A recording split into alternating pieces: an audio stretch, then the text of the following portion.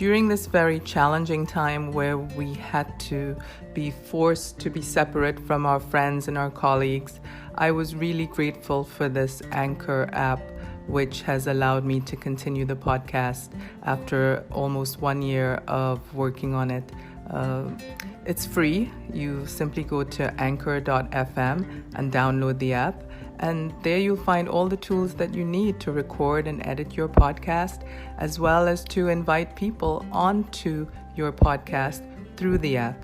Anchor also distributes the podcast for you on Apple, Spotify, and many other platforms. You have absolutely nothing to do except to record your podcast. If you have an ad like this, you can also make money. It's everything you need to make a podcast in one place. I would recommend it for anyone who wants to get their voice out there, has something to contribute, go for it. Anchor.fm is where you go to download the free app and to get started. Good luck with your podcast.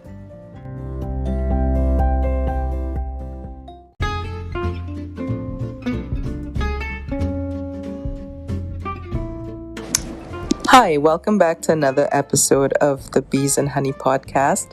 Today we're speaking with Hans Op de Beeck, and his website is HANSOPDEBEECK. You can see all of his work there. I only found out about him a few years back, and I've loved almost everything that I've seen from him, and his work is just getting better every day. He's working on an opera now, which, as you can imagine, is a huge project, but you can hear him better speak about himself and his work. I hope you enjoy this.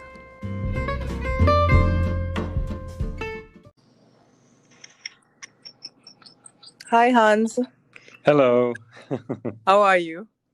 I'm fine. I was early. It's all right. Let me know. I was mistaken. It's okay. Because, I had someone else before on, so I couldn't have done it anyways. But I'm happy you're ready, and we're both here now. Yes, we are. So how do you pronounce your last name? Beeck is pronounced a bit like bakery. Baker. Like so to bake. Hans Op de Beeck. Hans Op de Beeck. Okay, Op and the de Op Beeck. de is what? Op de means on the. And Beek is like a small river, so it's on the river. Now that all really makes somehow sense. So you're on the Flemish side or the French side of Belgium? My mother tongue is Dutch, so I'm Flemish from the Flemish part, but I have my studio in Brussels, which is for 90% French speaking. Oh my! I wish I had visited you last time I was there, but next time I definitely will. Now that I know you're right there in Brussels. Yes, you're most welcome. Yes. So tell us about yourself, how you started in art. I mean, I didn't know you until about 10 years ago. I started paying attention to what you were doing, but I think you've been doing this for at least 20 years now. Exactly. I'm not a young artist, But that's fine. I mean, a mature artist is what is most interesting. I think very often people go crazy, especially in the art market, for the young artists. But, life is long. It is, yes. Well, yes, I studied at St. Lucas. It's sort of an art college in Brussels, like the second, like mid-90s. And after I had my master's degree in the visual arts, I did like the master degree in what was then called the experimental studio, which meant a multidisciplinary studio. So I graduated, in fact, with sculpture and photographic work, video work. And then I did this kind of postgraduate program in Amsterdam, which is called the FRAC Academy. I did that in 98, 99. And then finally, the last thing I did was the PS1 program in New York in 2002, 2003. So that's more or less my path. Right. And in 2002, 2003, what were you doing at PS1? They have a program for artists as well? Yes, I was there for 1 year. So I lived and worked in New York for 1 year, and I was mainly making drawings, and I made a video film as well. But simultaneously, I was a teacher back in Brussels, so I was traveling back and forth quite a lot in that period. So, and I also took my students to New York, so they could visit all I was recommending them at that time. Wow, that's very cool, very cool. Well, then tell us a little bit about the work that you were doing at that time in the 2000s, and how has it developed over the years? Well, because I had like a very tiny, crappy studio at the Clock Tower building in Tribeca, there was not a lot of space for me to to work. Because before I was doing this residency program, I started to produce like really big-sized immersive installations, and so in New York I had to downsize again, and I was mainly making drawings, like pencil drawings on paper, and I recorded this video film, which I now think is not the best I did. But of course, I was just profoundly enjoying to being in another city, and to develop things that I normally would not focus on as much. So, like for example, all the drawings I made, it was just because the studio was so small, so I couldn't. I was somehow forced to make intimate work. But then again, when you depart from a limitation, it also gives you a lot of freedom. So I was drawing like fictitious landscapes and architecture and all that, and that has always been very close to a form of fiction that I employ throughout my work. So whether I produce like a very large scale installation that people can walk through, lay down in, or sit down in, or whether I make a watercolor painting, or I write a theater play, it is always about evoking spaces that are fictitious, but that are very easy to relate to or identify with. And departing from there, I then try to trigger some sort of, let's say, peace and quiet or tranquility within the spectator, and a moment of reflection, self-reflection, a moment of letting go. And so regardless the medium, because by now I'm kind of pretty much using all that is available, like film, animation, film, theater. I also started to direct and stage opera. So it is very, very wide. But I always try to create something that is accessible and immersive to some extent, that both the senses and your mind is triggered into an experience. Well, I think what you just described is bringing people into a state of meditation. I don't know if you've thought of it like that before. Yes, it's of course when I depict, for example, children, like a sleeping child on a Chesterfield couch or something like that, you see yourself as a child again, or you see your own children, and it is so. It's not purely, I think, about letting go of your own narrative or your own persona, but I try to make the spectator receptive for something that is like a quiet moment, and indeed that could be meditative, that could also be a feeling of timelessness, of breathing calmly. And I know it's very corny to say, but I somehow also like the idea that an art piece is a sort of a hand on your shoulder. So, because I think this is basically what the catharsis idea is about, is that when difficulties are depicted, let's say in a Greek tragedy, or in a play, in a novel, the thing is that you can identify with the protagonists that have to conquer struggle, that have to conquer difficulties or obstacles. And by doing so, by reading about these people also having difficulties in life, you receive a form of consolation. And I hope that my work contains some of that. When I read a novel or when I watch a play or a movie, I always somehow want to be moved on some level. And through being moved, one can find consolation and calm. And that's somehow what I try to stage. And I made like 3 movies. I made about 25 video works, and 3 of them are a sort of a series that are called Staging Silence. And Staging Silence is, I guess, something that that says what my work is about somehow. Yes.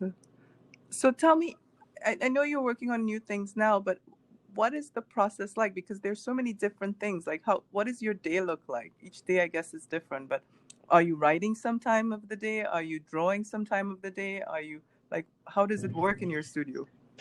I work with a team of 7 people at the studio, and some of them are helping me to produce the sculptures, and some others are more like computer-based, to call it like that.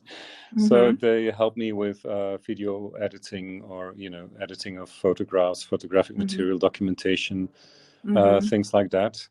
So we would normally always work parallelly with the whole team.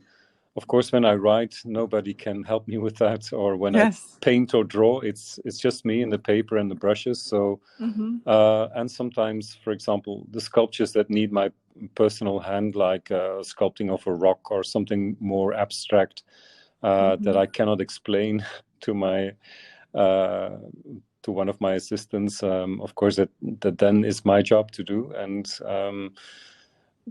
so, for example, right now I'm painting downstairs in my painting studio, making a big black and white watercolor painting, and simultaneously we are working on a very big project, like an entirely sculpted merry-go-round for a triennial here in Bruges in Belgium. I started to work on the research for an opera production that I will be directing, and for which I also do the scenography and costumes. That's only for 2022, but in March I have to explain my vision as a director and as a scenographer and costume designer to the whole team of the Opera House. And hopefully we are then past the COVID times and we can welcome a normal-sized opera audience. But all these things are going on parallelly. So. And some projects are like more far in the future. Like in 2022, I have projects like a museum show in Helsinki, and on all these things somehow we parallelly work. And the nice thing is that I can always then concentrate on something else. Like it is not the very linear path to a product or to a result, which takes away a lot of pressure somehow. Like you can just concentrate a day, for example, on doing some research, and another day you have this very meditative modus of painting. And to shift between all these things somehow brings calm to the production. Yeah. I think more even than when I would just, if I would solely write or make drawings, for example, I think that there might even be more pressure, because then the white sheet of paper or the white sheet of writing paper might be more demanding or frightening, because you're right. There's nothing else on the side to concentrate on or to escape to. Yes, so, yes. Yeah. And, I was just thinking about your palette, or lack thereof. You seem always to have grays or whites or a sort of muted palette. What is that part of the meditative aspect of it? Because colors might be distracting. Why do you work like that? Yeah, it mainly has to do with the fact that I believe that evocation of a mood is more important than simulation. So if I would, for example, make a figure or a character in a Madame Tussauds-like way, like full color with all the details, then it will be so much about simulation, while I think that simulation by itself is not interesting. So it is more interesting when the artist gives an interpretation in order to evoke something, rather than painstakingly trying to copy reality. And therefore, I made this decision that I did make like dioramas and sculptural installations that used color, and I did most of my video work is in color. But then, of course, that's a different medium. I think if you're confronted with the sculpture of a life-sized figure, a character, it's nice to just straightforwardly understand that it's just a sculpture. And departing from there, you have a fair deal with the spectator, that it's about something else than simulation. And so once I made a very large installation, The Collector's House, a work that I showed at Art Unlimited in 2016 in Basel in Switzerland. And it's like a 250 square meter space that you can walk through. And it looks a bit like, well, the title is The Collector's House, and I like this kind of title that suggests, like an entire story. So when you enter the space, it looks a bit like a grey Pompeii version of what once has been the house of a collector. And so because it all looks petrified and silenced down. There's no yelling colors. The only colors that are extremely present are the colors of the people in the installation. So their clothes and their skin tone is just like almost reflective in this. It's so present in this extremely quiet achromatic or black and white setting. And that is, to me, very interesting that for example, I also made a sculpture of a Brazilian dancer who is having a smoke in this old couch. And of course, by producing or sculpting her entirely in gray, you take away all the funny kitsch of all the feathers and, all the bling bling is gone, all the the shiny things, the pink, the silver, the gold, it's all gone. So you literally silence down the kitsch of the, let's say, the dress she's wearing, and by doing so you kind of make the person or the character also very let's say into a quiet moment. And so this is why I at some point started to use these black and white installations. I recently also made a large installation like that for the Setouchi Triennial in Japan. And the only color that you would find in that installation is the pink of the cherry blossoms that come out of gray trees. And all the rest was entirely black and white. So white water lilies, black water surface, and a gray set. Yeah. Yes, lovely.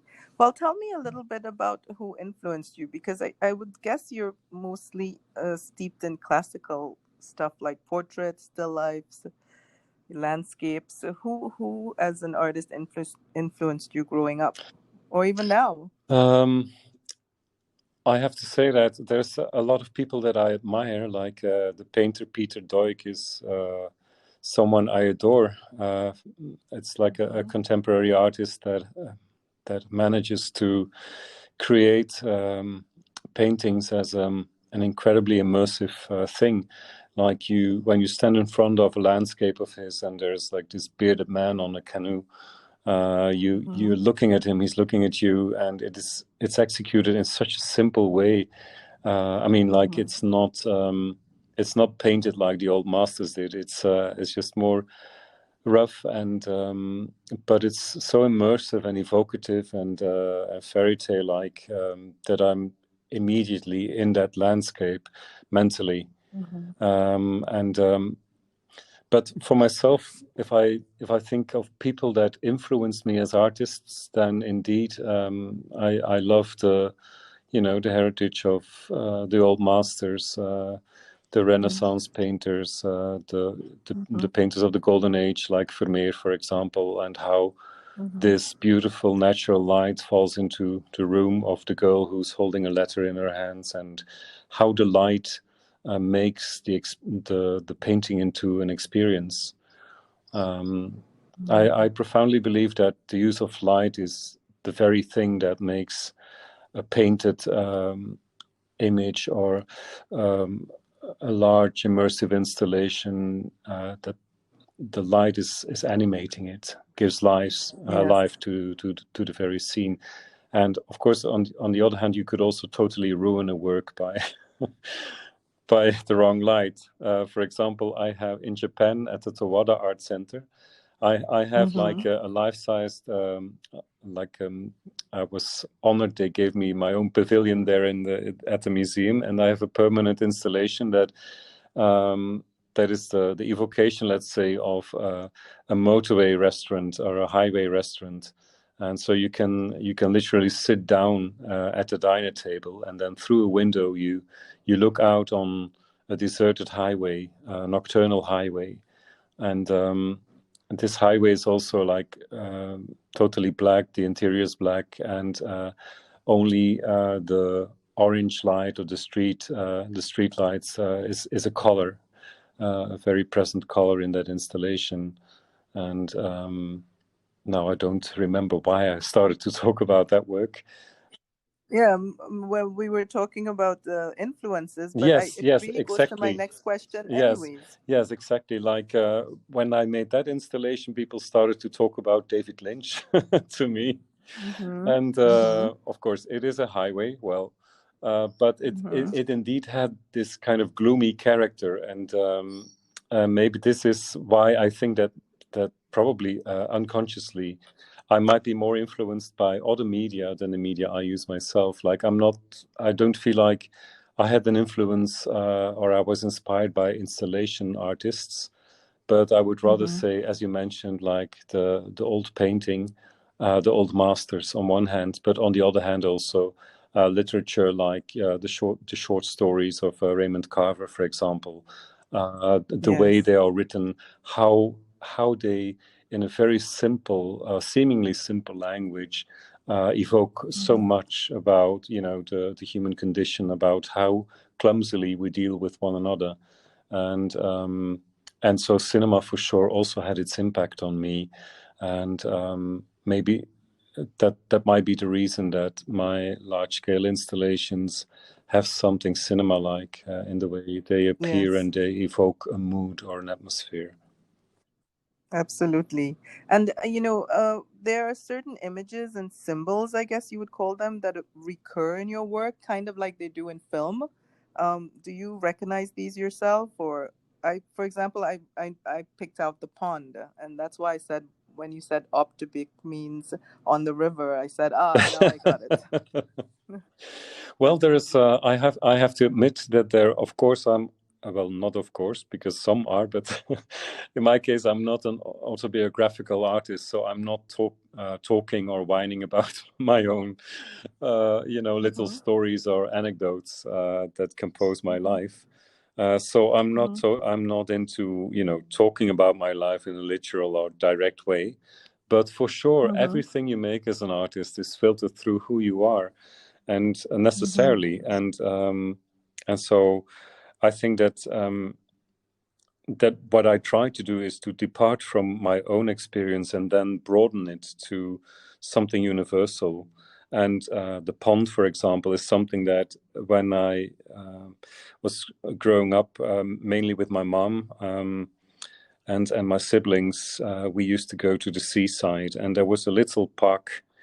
And in that park, there was a small pond, and it was a concrete pond. So it was super sad in a way, like very super artificial and kitschy, and like bad taste and too small. And I remember the water was like pitch dark, like almost black. And there would be water lilies on it. And it had something very morbid about it, and dark. And some of those images that I saw or that I experienced in my youth, I took them apparently with me, and maybe sometimes consciously, sometimes unconsciously, start to appear in my work as things that appear and reappear. And maybe it's also I kind of like the melancholic aspect of how we tame and structure the world, and how we create gardens that so-called have to represent nature, and they're always both like they're both appealing, and they contain a form of beauty, but on the other hand they're also very melancholic, or they are memento mori like, because they talk about death and about affinity, and so I love this mixture. And for that reason I was, at some point I gave up being artistically correct, so I started to embrace all kinds of aesthetics.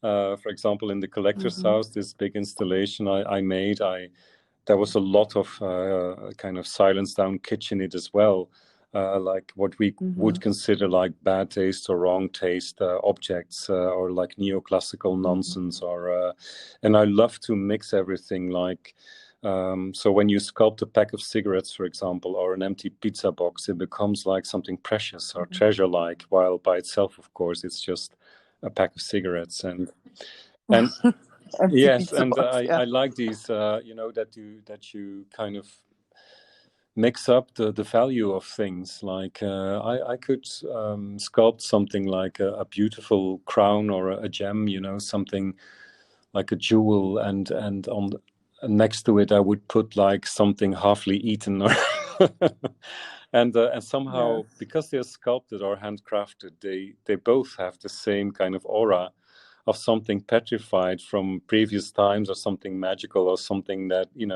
banalities that become something special. And this transformation is to me very interesting, that how that happens in art.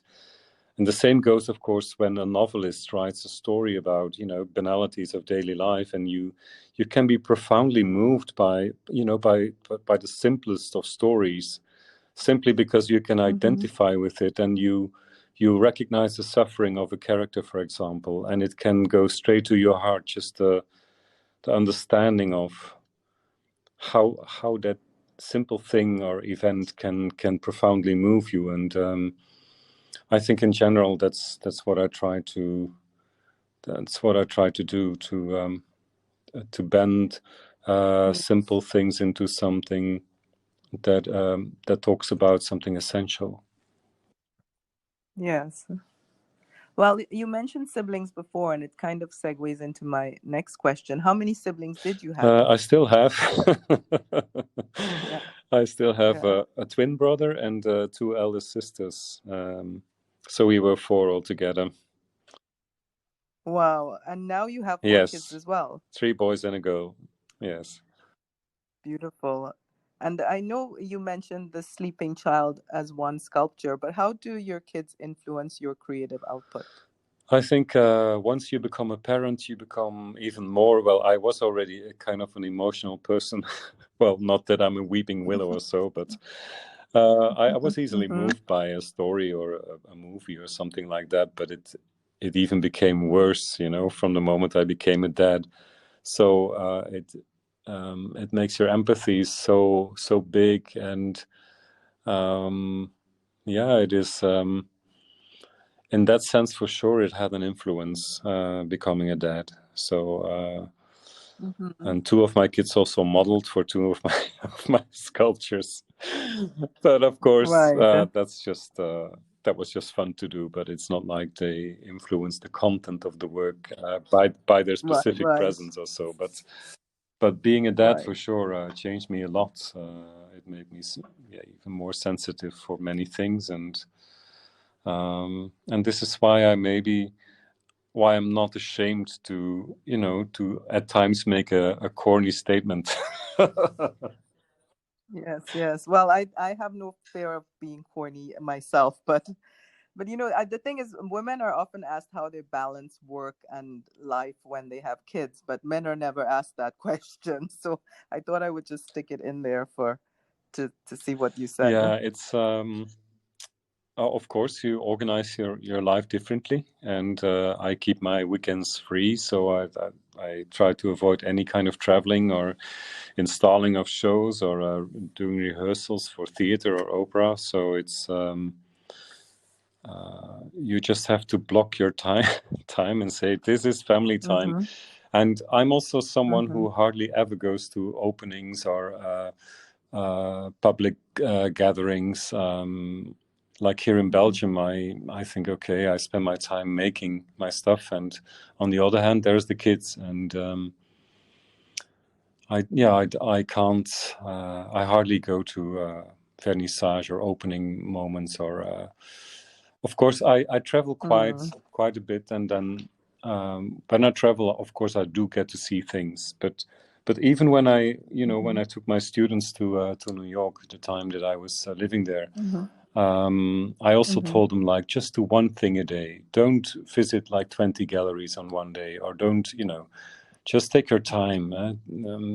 You need to breathe, and you should not be like an art consumer, or you shouldn't be like an art tourist, So anytime, also a couple of times I participated at the Venice Biennial, and then I would just go and see one or two shows or one or two pavilions instead of, going to see everything, because you always could do that. But I think it somehow ruins your intention of watching, of receiving art. So I think one should never become a tourist in the art world. So take it easy. Oh, I agree with you. No, I absolutely agree with you. I know sometimes I feel bad. I'm like, wow, everybody saw everything. But then I thought to myself, yeah, but I saw what I Exactly. wanted to see. Yeah, So for that's example, different. and Yeah. because I'm also I have always been teaching at art colleges and universities, and then colleagues often are shocked when they hear that I didn't visit the last Documenta, and they were like, "What? You didn't go?" Like they're almost insulted that I didn't, and I was like, "No, I had a holiday with the kids, So Yes. it's just what you give value to. I think you should consume, of course, art, being in the working in the arts, but not too much, never too much. Like I think it's only allowed to read a lot because you can do that at home. But to travel like a fool, to go and see everything all the time, I think it's silly, because you need to live as well aside of the arts. Yeah, I think that's true now more than ever. All right. Well, is there anything that you wanted to add that I didn't bring up? I don't know if there's something specific you're working on, or you mentioned stuff for the future already with the opera. Is there anything else? Not specifically. It's what I try to do is to get myself out of the comfort zone mainly. That's what I've been doing more and more, or more intensively over the past decade. And this is why I started to direct and do the scenography and costumes for theater and opera. Also to write and direct theater. Because the performing arts have this here and nowness that you don't really have in the visual arts.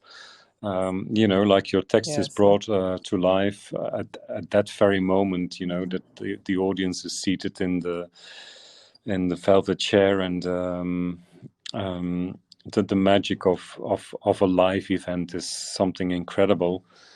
And the first time I started to direct opera was for the Opera of Stuttgart, and I was so flattered they asked me that I said yes.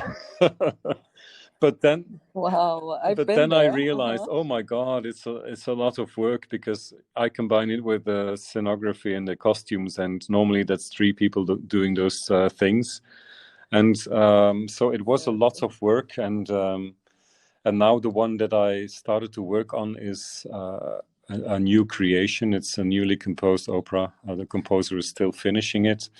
The libretto is based on a novel by Stefan Hertmans, a well-known Belgian author.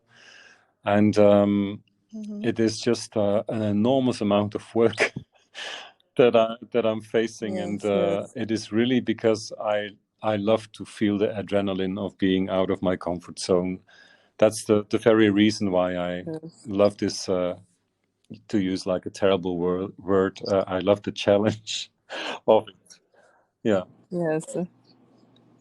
Yes. Well, I really look forward to seeing what else you're able to produce out of this challenge.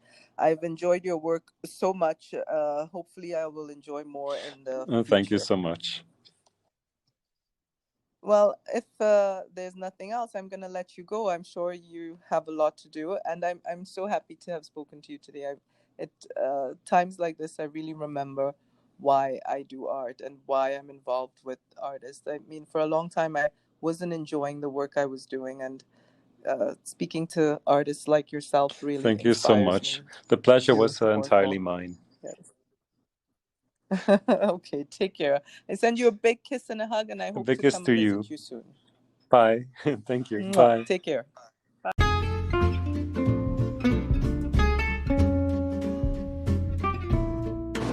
Thank you for joining us for the last episode of this season and of this year 2020. I think all of us have been through a very challenging time, and the fact that we've been able to work and to make new contacts and to draw comfort, I think, from each other.